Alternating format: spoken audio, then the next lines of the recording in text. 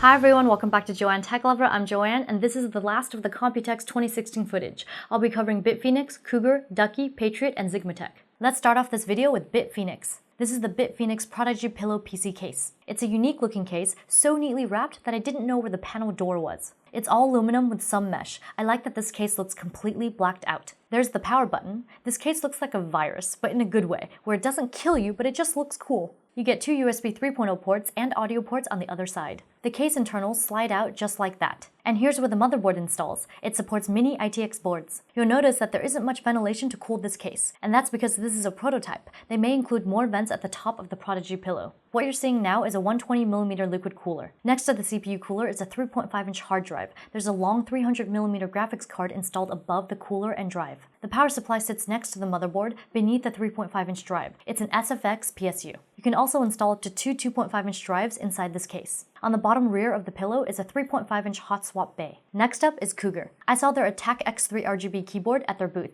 This current keyboard houses Cherry MX blue switches, my favoritos, but they also come in the Cherry MX brown, red, and black variants. You can use the UIX software to program the keys. This Attack X3 has an aluminum plate beneath the keys. This is quite common among the keyboards I've seen at Computex this year. I'm glad keyboard makers are all stepping up their game. There are 12 preset lighting effects as well as per key illumination. Function plus F4 will toggle the preset lighting effects. You can set a lighting pattern to each mode. Looks like there are 3 on this keyboard. The bottom of the keyboard sports a simple design. No muss, no fuss. I finally got a chance to say hello to Ducky this year. That was cool. Guess what I looked at? The Ducky Shine 6 RGB. I never got a chance to look at their Shine 5 last year. Was très sad about that. From what I recall, Ducky didn't use software on their past keyboards for lighting effects, but this time around they have provided software which is under development. They've given you the option to set the lighting effects via hardware too. Function plus F10 will change the lighting modes. Function plus F5 to F7 will toggle the RGB colors. I'll need a sample of this to do a full overview and tutorial for you all. The Shine 6 comes with a mouse bungee. That's not something I see bundled with keyboards. You can install the bungee on either side of the keyboard.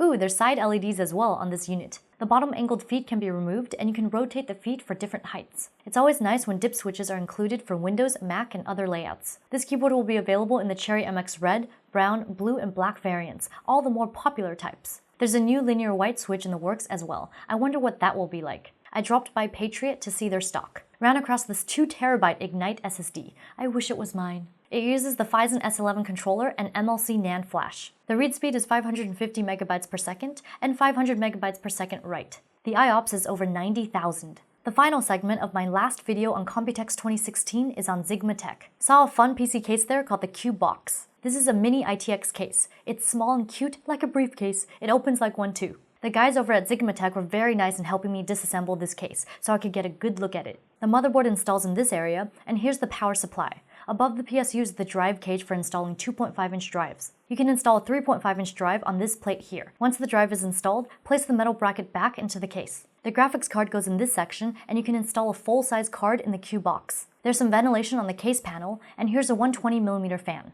You'll find another 120mm fan on the opposite side. What's handy is that you can take apart the entire case, so it's easier to install parts. There's 4 screws on the bottom that you remove, so you can lift up the internal part of the case. You can install more drives on that side of the case. Looks like there's a lock for a key on the Q box, which will make it quite secure at a LAN event. Although you hope they won't just take your entire briefcase computer and run away with it. There's also 2 USB 3.0 ports on top of the case. That wraps up my event coverage at Computex 2016 on the last of the tech that I saw. If you like what you saw and you want to see more like it, be sure to hit the like, comment, and subscribe buttons, as well as follow me on social media. JoanneTechLover Facebook, JoanneTechLover again on Twitter, and JoanneTechLover once more on Instagram. Also, be sure to check out my other YouTube channels, JTL Lifestyle, JTL Cuteness Overload, and JTL Love Life and Advice. I guess that's all I have to say for now, so I'll see you later.